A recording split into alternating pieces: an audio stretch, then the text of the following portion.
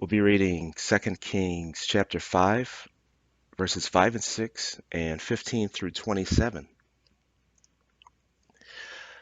Remember from the last lesson, Naaman, a great commander from Aram, had just been healed from leprosy.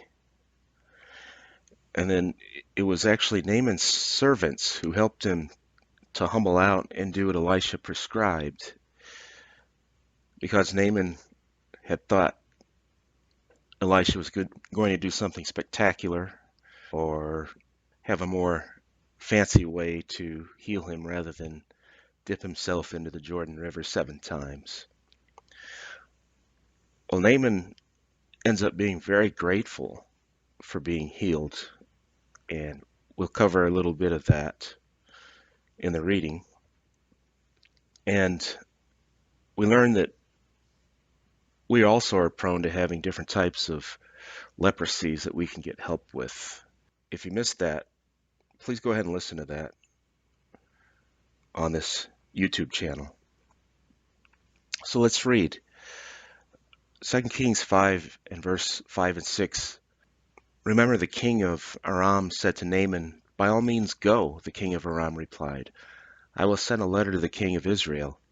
So Naaman left, taking with him 10 talents of silver, 6,000 shekels of gold, and 10 sets of clothing.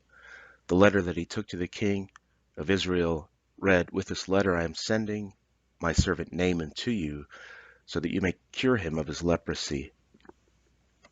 I just wanted to review this to point out that what Naaman brought with him was hundreds of pounds of silver, something like 650, I think, and something like 150 pounds of gold and 10 sets of clothing.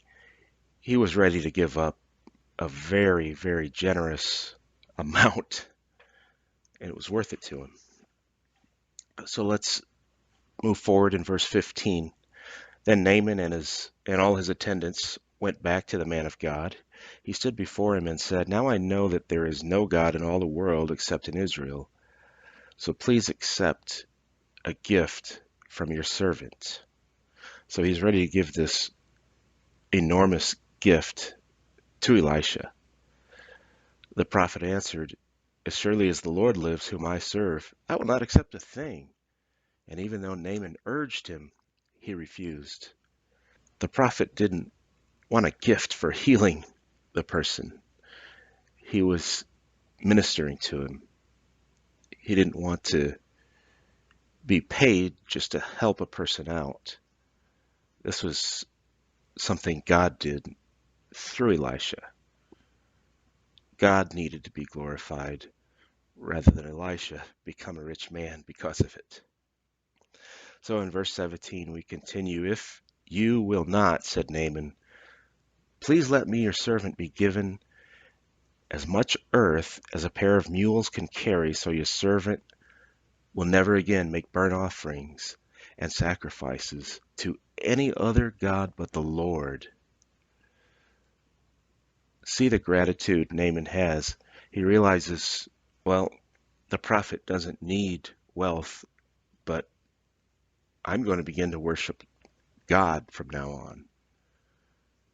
Naaman becomes a worshiper of God, going back to a land of idol worshippers. Verse 18, "But may the Lord forgive your servant for this one thing. When my master enters the temple of Rimmon to bow down, and he is leaning on my arm, and I have to bow there also, when I bow down in the temple of Rimmon, may the Lord forgive your servant for this." "Go in peace," Elisha said. After Naaman had traveled some distance, Gehazi, the servant of Elisha, the man of God, said to himself, "My master was too easy on Naaman, this Aramean, by not accepting from him what he brought. As surely as the Lord lives, I will run after him and get something from him." So Gehazi hurried after Naaman. When Naaman saw him running toward him, he got down from the chariot to meet him. "Is everything all right?" he asked. "Everything's all right," Gehazi answered. "My master sent me to say, 2 young men from the company of the prophets just come to me from the hill country of Ephraim. Please give them a talent of silver and 2 sets of clothing. By all means, take 2 talents, said Naaman. He urged Gehazi to accept them. And then he tied up the 2 talents of silver in 2 bags with 2 sets of clothing. He gave them to 2 of his servants, and they carried them ahead of Gehazi. When Gehazi came to the hill, he took the things from the servants and put them away in the house. He sent the men away, and they left. When he went in and stood before his master, Elisha asked him, "Where have you been, Gehazi?" "Your servant didn't go anywhere," Gehazi answered. But he said to him, "Did not my heart go when the man turned from his chariot to meet you? Was it a time to accept money and garments, olive orchards and vineyards, sheep and oxen, male servants and female servants? Naaman's leprosy will cling to you and to your descendants forever." Then Gehazi went from Elisha's presence, and his skin was leprous. It had become as white as snow. So let's review what we read. First, it might even seem Gehazi is being somewhat reasonable because in his mind he says to himself, "My master was too easy on Naaman, this Aramean, by not accepting from him what he brought." After all, Naaman offered him a lot, and Gehazi said, well, he offered it to him. Why couldn't he just accept it? And Gehazi went out and he only asked for a fraction of what Naaman brought. But we quickly see that the motives really aren't pure. He says to Naaman, "My master sent me." That was a lie. He did this on his own. So we quickly see the motives aren't pure at all. He's not being reasonable. He's being deceitful. He never tells Elisha either that he obtained the silver and the clothing. He does this all behind Elisha's back, in secret.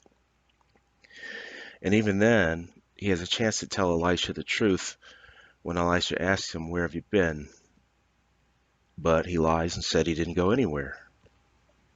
And finally, there's a consequence. He ends up with leprosy himself.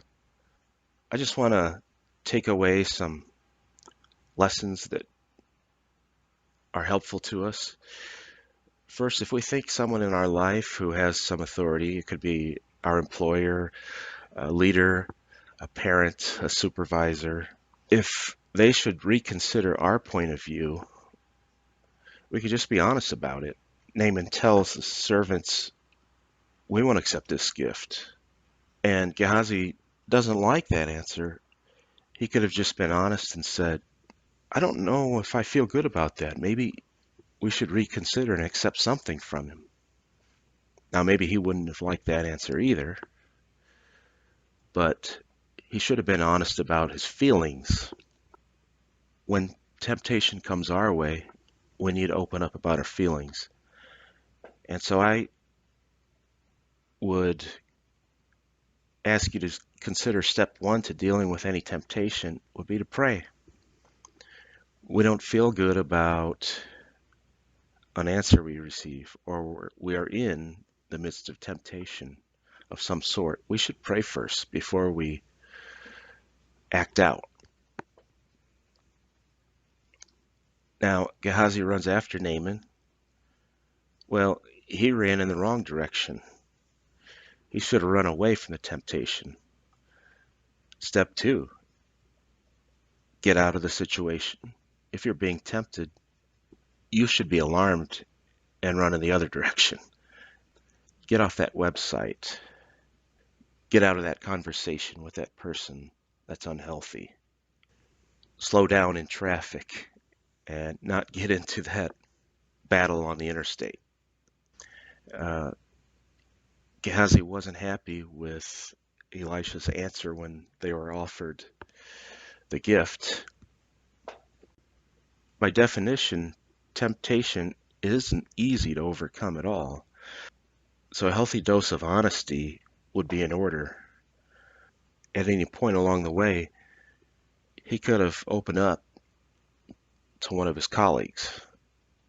Step 3, get help. Call a friend in the midst of temptation. This is a very effective way to get out of a bad situation. Sometimes an effective way also to head off temptation and sin is just to consider the consequences. Step 4.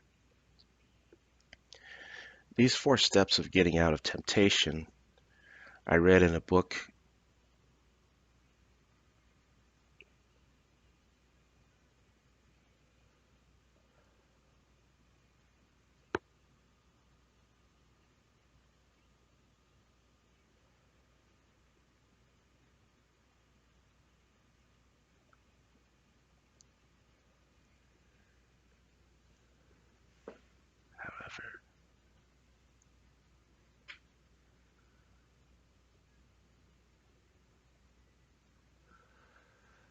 by Guy Hammond entitled Tempt-Away, 60 Seconds to Overcome Any Temptation. This is something he's practiced for years. These 4 steps. First, you're right in the middle of being tempted. Step 1, pray. If after 15 seconds, even after prayer, you still feel tempted, take the next 15 seconds to get out of the situation.